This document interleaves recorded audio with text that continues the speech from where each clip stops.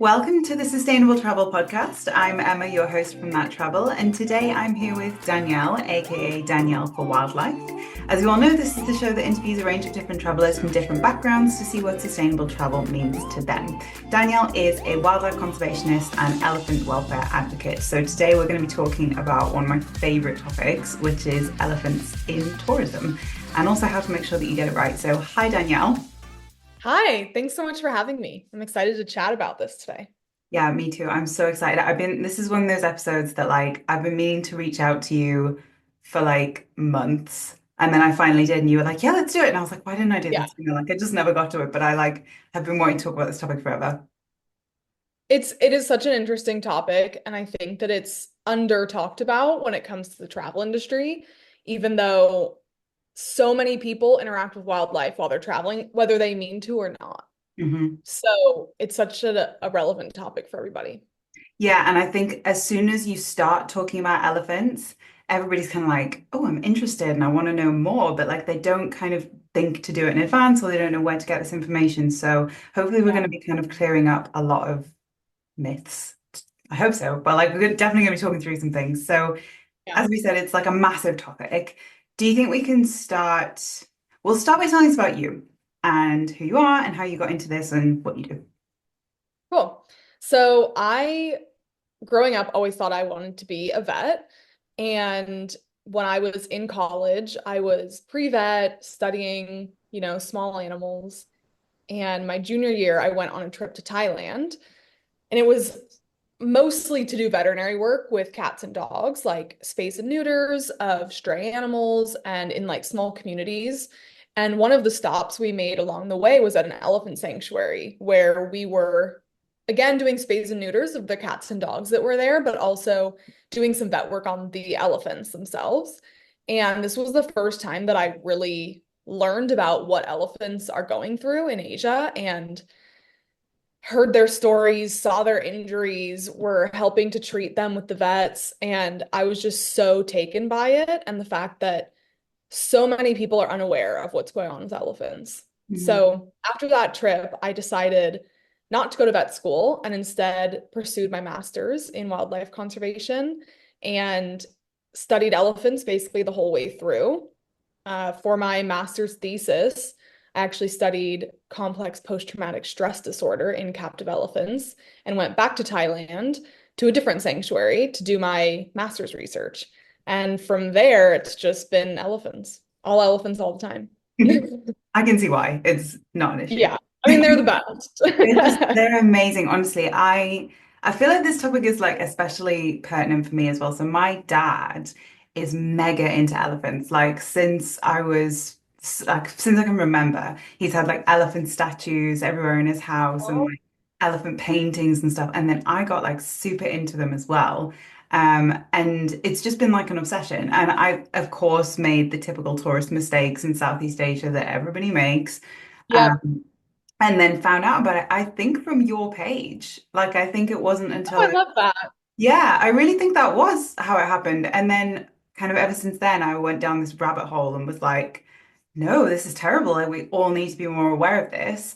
Yeah. Um, and it was Connie Needham who Mhm. sent me your post-traumatic stress research, um, Oh, cool. which I read some of. It's quite complex, but we're going to get It's into pretty, it's a pretty long paper. I reference it a lot because it is very comprehensive and it's like obviously the thing is it's a Yeah. massive thesis. So when you're kind of researching on the internet, it's one of those things that I'm like, this is super interesting and I need to sit down with it with a cup of coffee and, and get into it. But Yeah, well, I mean, because it was for my master's, it is a very like academic paper. yeah, it's I brilliant. I feel like I should go through and write like a long blog post just kind of about the same topic, but using more general language, so people can share it, just I love because that. nobody wants to go through a 30-page academic paper, I think also, really. to be fair, like what it is that a lot of the time when you're reading academic papers, you kind of end up going down the sort of labyrinth of, oh, there's a reference, like I should check the reference and like Right. this and that. But it's a super interesting paper, which we'll presumably come on to at some point, that kind of topic as well. Um, But yeah, so that's awesome. So you went to Thailand and it kind of came about, I guess, through traveling in a way, like this awareness, and you were in the tourism space at the time.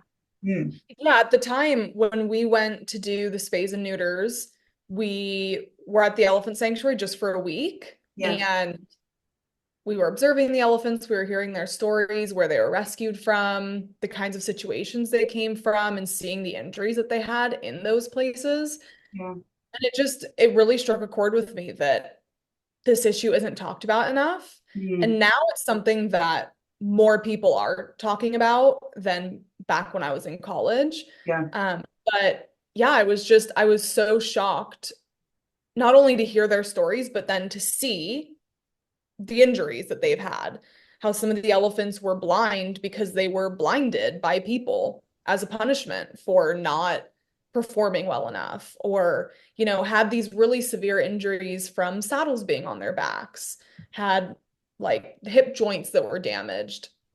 yeah, Seeing that in front of you on such a huge animal is just astounding yeah. and upsetting. And I just wanted to learn more about it and spread more awareness about it. It is upsetting, and also to think that we could inflict those injuries, like without going into it too deeply. It's obviously Yeah. very, like it's very aggressive, and it's not a good practice at all. But I think for me, when I went, people were actually talking about it, which was kind of what made it worse.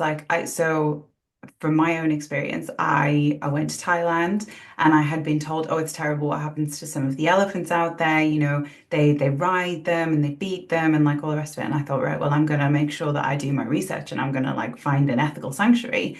And a friend of mine had sent this sanctuary in Laos, and she was like, it's great, like it's super ethical. We went, they treat the elephants amazing. Don't worry, just go. So I went, and not only were they, I mean, to be honest, it was very difficult for me as a tourist to see mistreatment, but Yeah. they let us bathe the elephants, which we're going to come on to.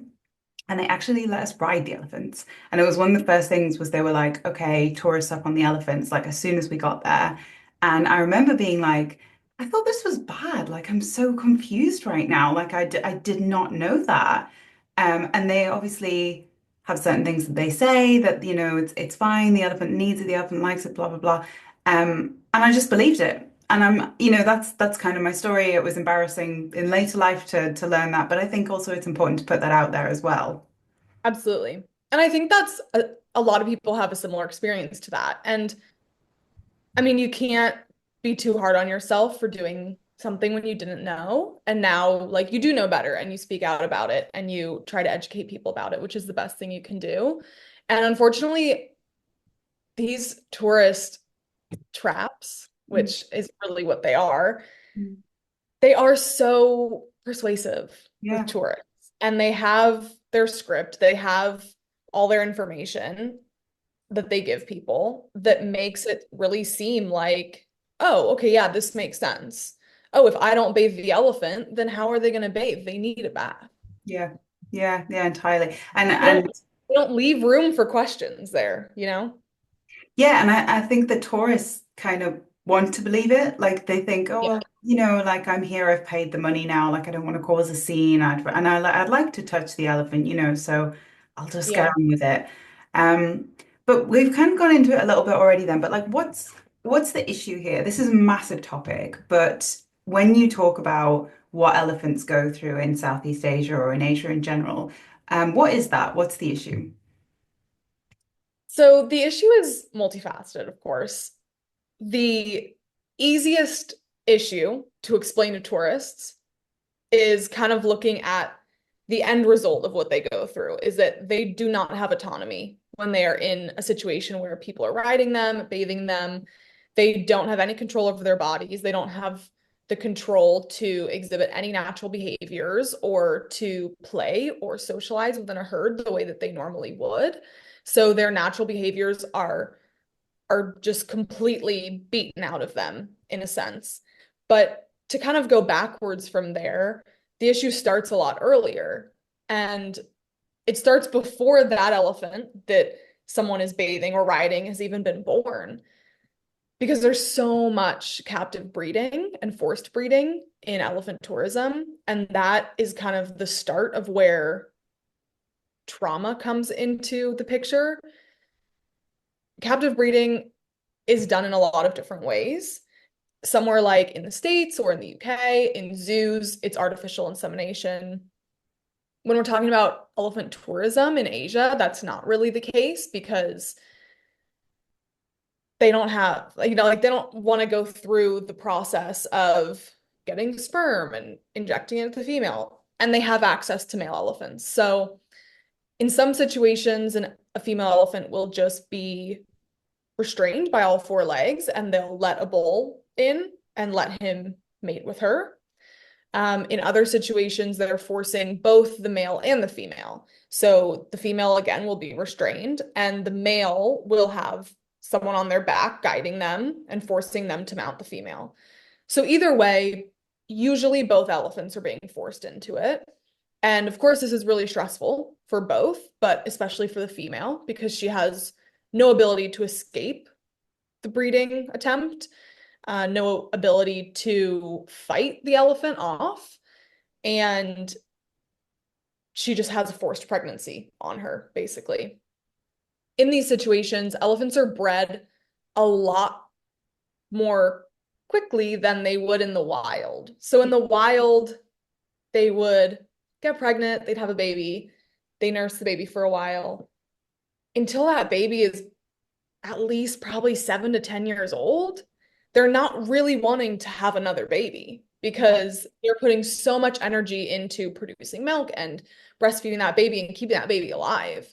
Whereas in captivity with forced breeding, I mean, an elephant's gestation period is almost 2 years, and they are having babies basically almost every 2 years, which is incredibly hard on the body. It's incredibly hard on the baby that is breastfeeding while the mom is again pregnant and then having to breastfeed another calf.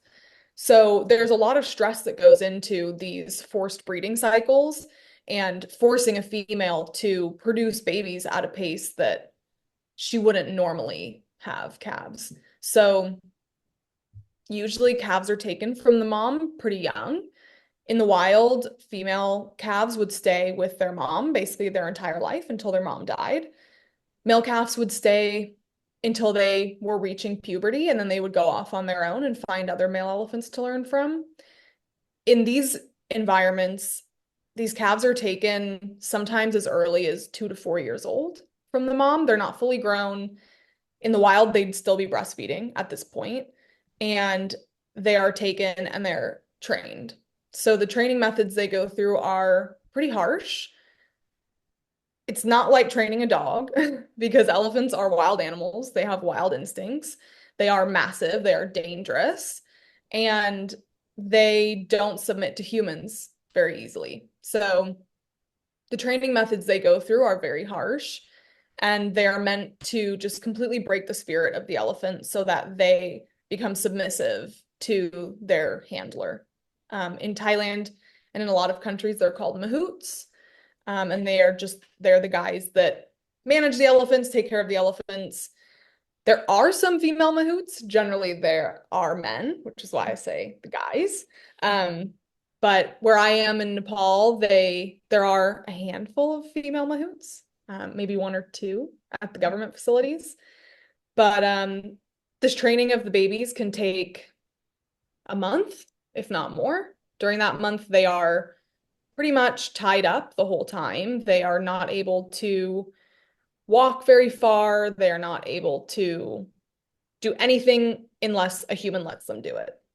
So this is incredibly stressful, of course, and not something that an animal that should still be nursing from their mother should be going through at all. So they develop a lot of unnatural behaviors from this, a lot of coping mechanisms that are seen as behaviors that a lot of times facilities will kind of play off as an elephant dancing or being silly or expressing a positive emotion, such as bobbing their head back and forth or up and down, swinging their trunks around.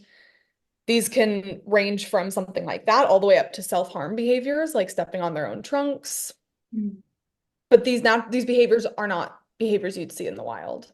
So that just kind of sets them up for a life of not having any control over their bodies, over their behaviors, over socializing, or having any of the myriad of behaviors that their wild instinct is telling them to have.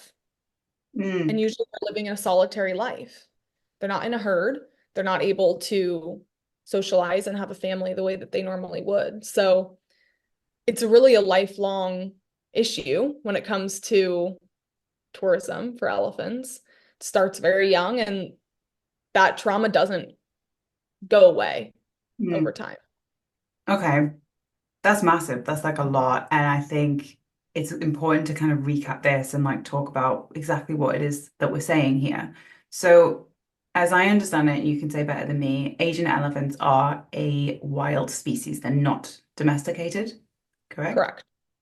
And that's why they need to undergo this rigorous training to be safe, quote unquote, around tourists, correct? Yeah.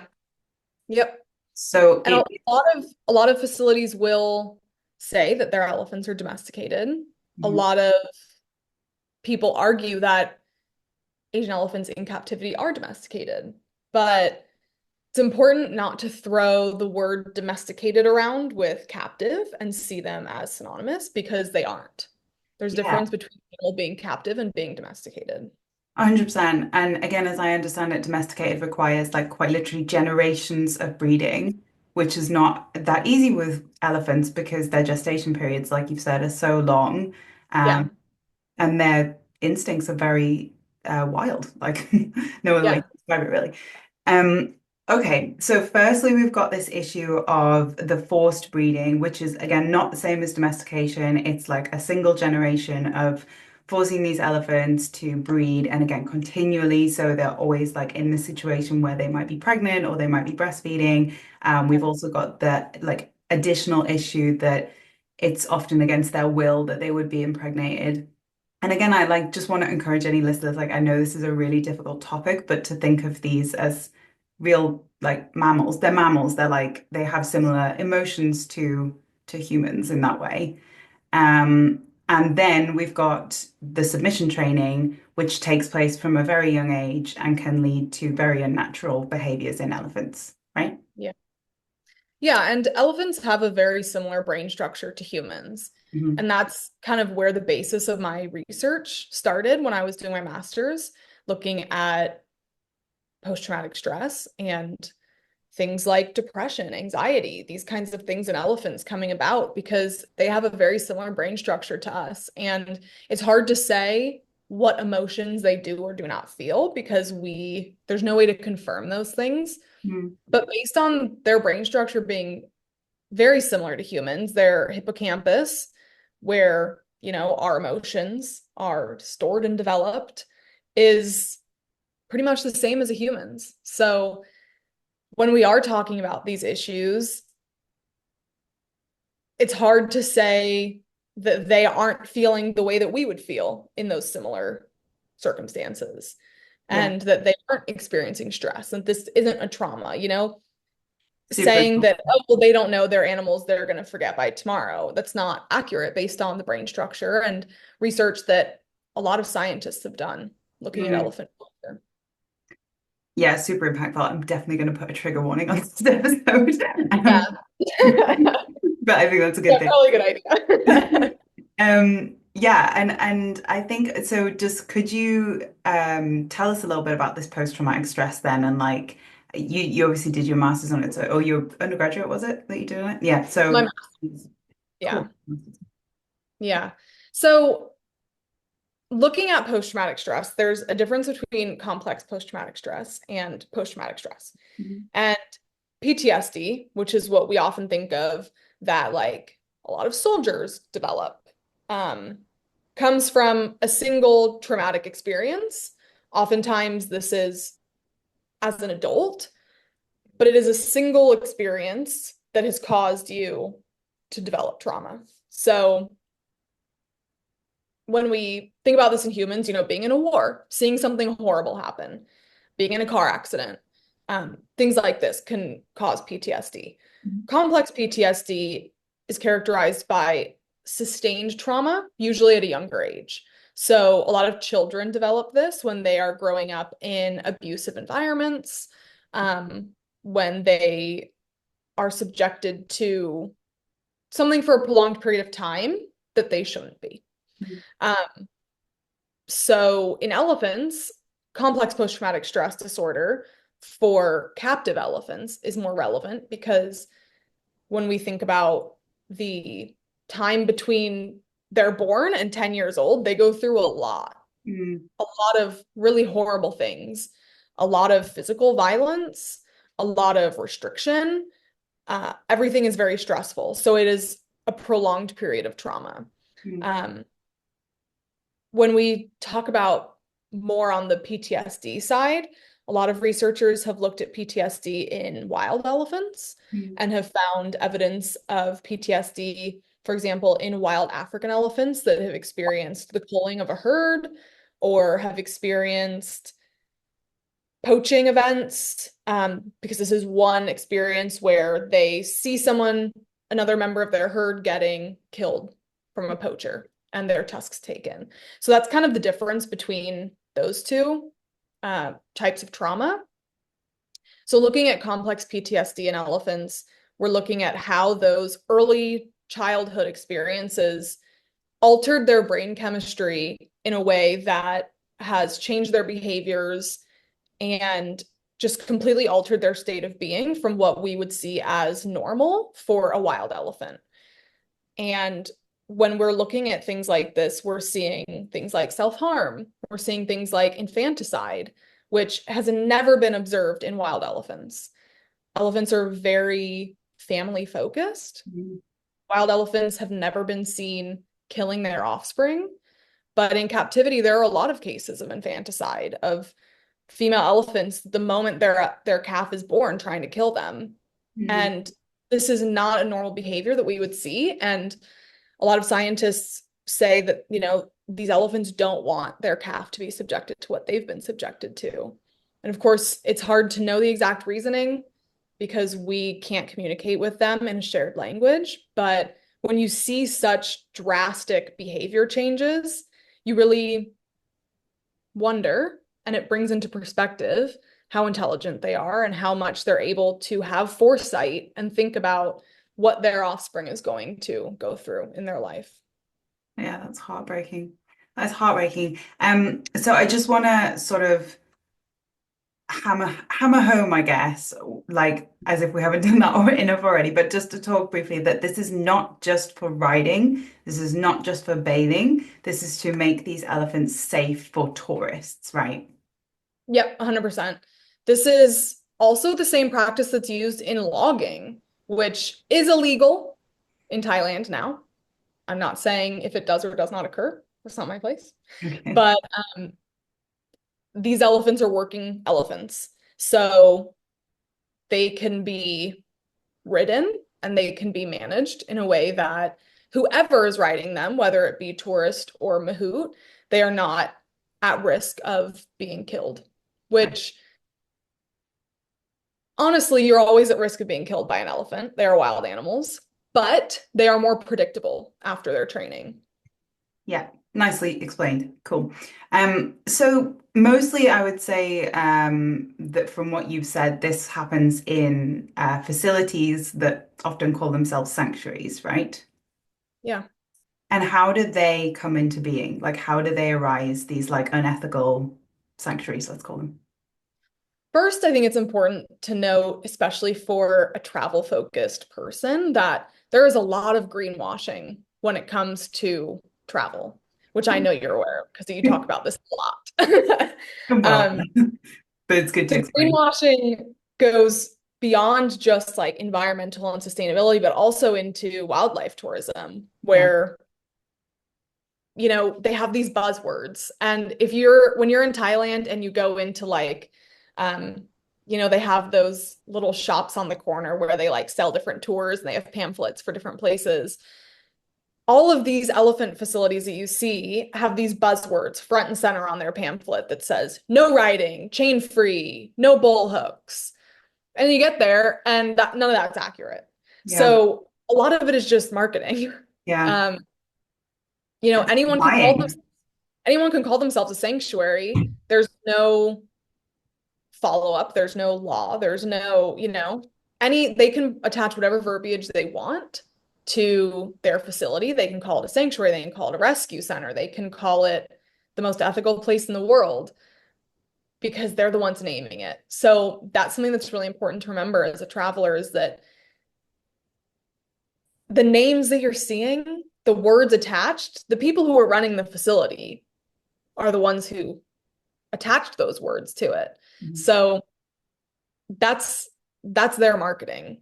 Yeah. Anyone can call themselves a sanctuary, and they used to call themselves elephant camps, Mhm. but now elephant sanctuaries get more tourism because there is more talk about ethics when it comes to elephant tourism. So all these elephant camps have shifted to calling themselves sanctuaries. Yeah. So it's really important to do additional research to understand, is it a sanctuary? Is it a rescue? Or is it just a tourist trap Mm. that is calling themselves a sanctuary so that people will visit? And that's most often the case.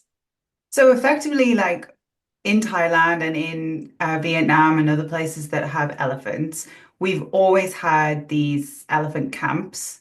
And Yeah. at some point over the last 10, 20 years, people's opinion of ethics or like understanding of elephant treatment changed and shifted.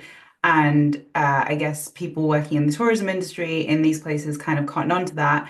And we have to sort of say, they are just trying to make a living and it's like their understanding of what goes on. They shifted their language to calling it a sanctuary. Yeah, exactly. They shifted to keep up with tourist demand, basically. Right. Yeah. And that's really critical as well to talk about. I think when we are looking at greenwashing, something that is really just frustrating and important to understand is a lot of terminology is not protected by law. Like I was just talking about this the other day, that reef safe is not a protected word. Yep. So you can effectively have any sunscreen calling themselves reef safe. And it's sad, but it falls to us as the consumer to be quite vigilant and look these terms up and to make this understanding. Yeah, and do the additional research, which I think when it comes to ethical interactions with wildlife, it's hard because there's so much information online and all of it contradicts itself. Yeah. One source will say, no, this is fine. Another one will say, no, it's not.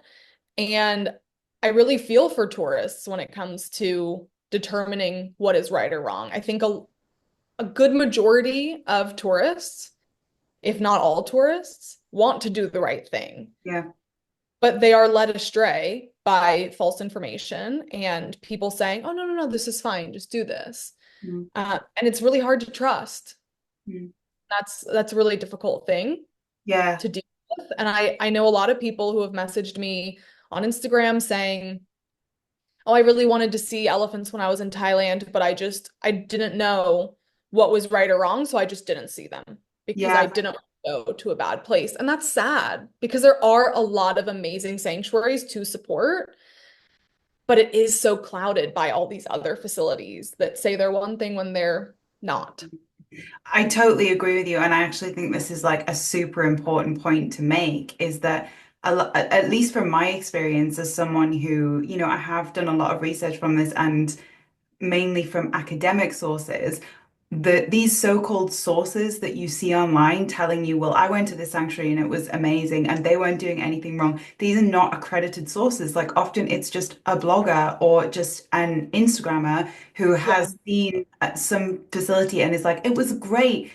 I have to like really be quite clear on this that unless you are a conservationist, you don't know. Like you can't, we as tourists, we don't have the capacity to see how the elephant is feeling, what's going on behind the scenes. Like we just don't have that knowledge. So I feel very passionately that when sort of average Joe tourists, myself included, go to these places, we should not be saying this was great unless we also have sources to back ourselves up, research from experts? Yeah. Yeah, absolutely. And something that feel very strongly about is giving tourists also their own autonomy to make a different decision when they Yeah. go to a place like this. I mean, even if you go to a place where the elephant doesn't have autonomy, that doesn't mean that you don't. And if you show up somewhere and their pamphlet said no riding, and you show up and they're like, hey, here's your elephant, get on its back. Yeah. Say maybe you already prepaid. You're there, you gave them your money, it's too late. You are the person who has the most control in this situation, and you can ask for something different because at the end of the day, these tour operators are trying to make a living. They are a lot of the time not trying to hurt animals, but they need to be able to put food on the table for their family and Yeah. they need money to feed the elephants, which is expensive. So you can, walk in there and say, "Oh, I don't want to ride this elephant at all. Um, I would love if we could maybe go on a walk, or, if it's safe, I could sit and watch the elephant bathe, and maybe I could like cut down some food for the elephant and offer it to her." Mm. And I think expressing to tourists that you have the autonomy to ask for something different, and that is a huge way that change can come about in this industry, is these tour operators seeing that tourists want something different. And not only do they want something different, but they're willing to pay for something different. They're Yeah. willing to come in and put their money where their mouth is and say, I will pay you more to just sit and observe this elephant. If you take the chains off, let her take a bath. No, I don't want to go in the water with her. Thank you so much, though. Like, that's not what I'm interested in. I just want to see her bathe because elephants are so beautiful. Yeah. And coming at it from a place of positivity and saying, this isn't what I desire at all. This isn't the experience that I was looking to have. Mm. And that plants a seed in the minds of these elephant camps that are, often local people who are just trying to make a living, in seeing that, oh, if I did shift my model, there are people who will pay for that. Yeah. That's really impactful. And Yeah. it gives tourists a little bit more power in saying, like, you can show up and ask for something instead of feeling like, oh my gosh, I paid for this, I scheduled this, I showed up, and now I'm in a situation where I've supported something terrible and I'm going to walk away feeling like I'm part of the problem, which I Yeah. know a lot of people do. So in that situation, instead of, leaving and feeling really upset about your choices, you can try something different, plant a different seed in the minds of these tour operators, which could have a huge impact down the line. And even if it doesn't, even if that doesn't shift their model, imagine what you've just done for that individual elephant. Yeah. I mean, I think that we often forget that behind all of this are individual animals. And even if that tour operator, after you leave, is like, that was super weird Yeah. and whatever, moving on. Now, next person, get on this elephant's back. You could have just given an elephant an hour of Yeah. free time to bathe and do whatever she wanted and eat and just be an elephant, when she gets 0 hours of that during the day. And that is something to be proud of in of itself, is Yeah. that you could use your autonomy to fight for theirs, even if temporarily. Yeah. Super important. Again, so much to recap, but I love it. Like, I think when we are talking about these places, what you said at the very end is very important to remember, that they are tourist centric, yes, and maybe that's not always a good thing, but while they are tourist centric, you can use your power as a tourist to help them ethically. Like if you end up in a situation where, you know, maybe like the elephant is being ridden or maybe the elephant is being bathed, like we, I think, can instill in tourists this confidence that like you've done your research, you know, like how the elephant is feeling, like based on scientific studies and whatnot, like you can say no. Yep. Yeah. You could say no and you can ask for something better. And I think that people forget that the most powerful thing, especially when it comes to travel around Asia with these kinds of animals, is money. These places cannot exist without money. And it's not a matter of, okay, well then give me my money back. Mhm. It's a matter of, okay, yeah, no, I will pay to see your elephants, but in this way, and asking for what you want. And that's totally possible. Everyone can do that. Yeah. And they Everybody. will say yes because they do want your money. Yeah, I mean, this sad reality is that they need it, like, and not just as you said to support their families, but also to support these elephants. Like, elephants are not cheap. Like, they're a very large, Yeah. hungry animal that eats They a eat a lot lot. all the time. Yeah. So, I mean, completely pulling any money from them, in some situations, it does force them to retire those elephants to true sanctuaries. In other situations, it doesn't. And that is something that is kind of a deeper issue that is more for people who work in the field of conservation and animal rights, animal welfare to kind of contend with. And I don't think should be on the mind of the tourist as their responsibility because it is such a multifaceted and deep issue.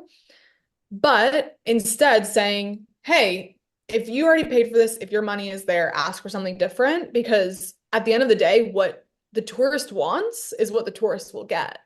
And Yeah. if all tourists going to Thailand were asking for completely hands-off ethical experiences, That that's all there would So true. And I think when we're talking about this kind of experience, it's important what you said, like to approach it with kind of that empathy and go in and say, hey, look, like I don't want to get in the water. I don't want to get on their back. I'd rather just watch, like completely hands off. Like as you said, maybe if there's some kind of food that you could place nearby, like again, not necessarily hand feeding, but just place it nearby so that no one's in danger, the elephant's fine. You don't need to go about that by being rude. Like it is always very disappointing when you've paid for something and it isn't what you thought. But I think we need a little compassion here to understand that in Thai or Laotian society, working elephants have existed for a very long time. Like people have been working elephants as kind of the same as how we in like the UK or wherever else ride horses and use them for those kind of purposes.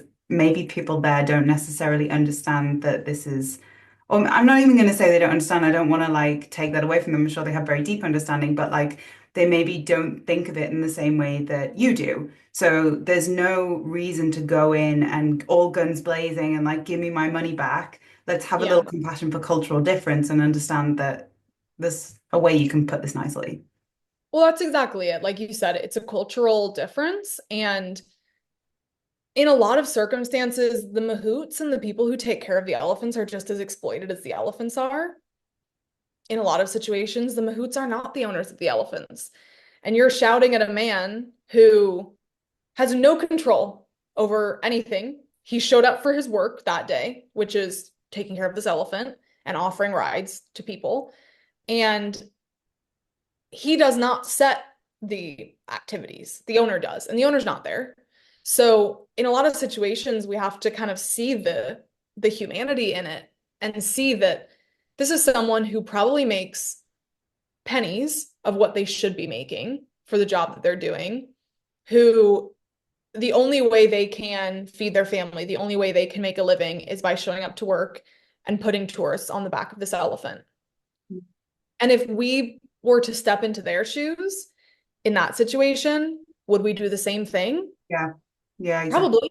You probably would because you're going to place the lives of your children eating above if one more tourist gets on the back of this elephant. Yeah. And so I think that seeing the humanity in it is really, really important and understanding that they don't necessarily have any control either. They are a cog in the machine as well. Yeah, I also feel that a lot of the times mahouts deeply care for the elephants. Like that's kind of probably why they got into it. 100%. And so it must Yep. be quite difficult for them to watch this. And then you yell at them like, no, that's not the way to do it. Yeah. Well, and I had a really impactful experience when I was in Thailand in 2019, I think it was. I was up in this little village, Pai. I don't know if you've been there. It's like just out of Chiang Mai up into the mountains. It's such a cute town. Um, if you go further up into the mountains from the actual town there, that's where all the elephants are. And there are a handful of elephant camps there that all offer rides. And one day it was rainy and just really crappy out. So I rented a scooter and I went to 7-Eleven and I bought a ton of energy drinks.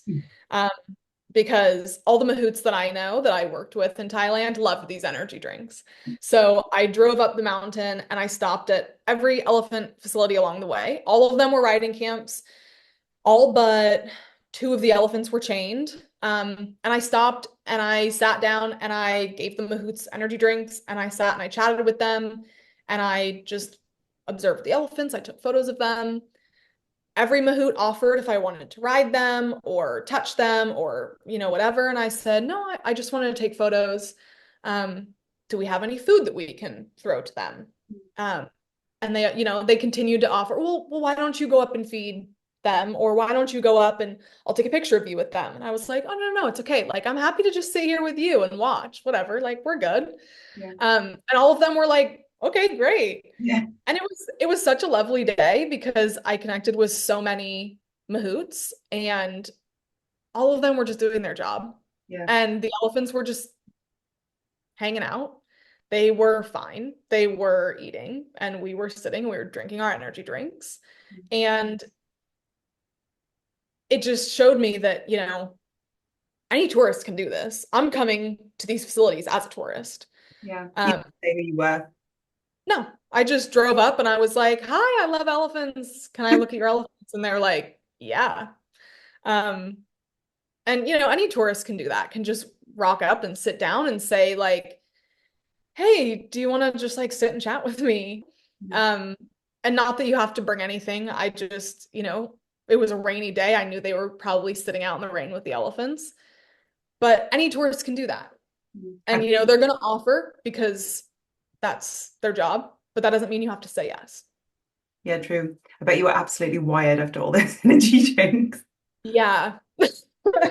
Yeah, no, I was, but it was a fun day. I enjoyed it. And a lot of those elephants that I have seen there have since been rescued by amazing sanctuaries. So, Awesome. um, a lot of those owners and mahouts up there are really, really great people and they want better for their elephants. But in order to give their elephants something better, they need the money Yeah. to, so it's Anyway. kind of a catch-22 when it comes to Yeah. where money goes. Soundstripe.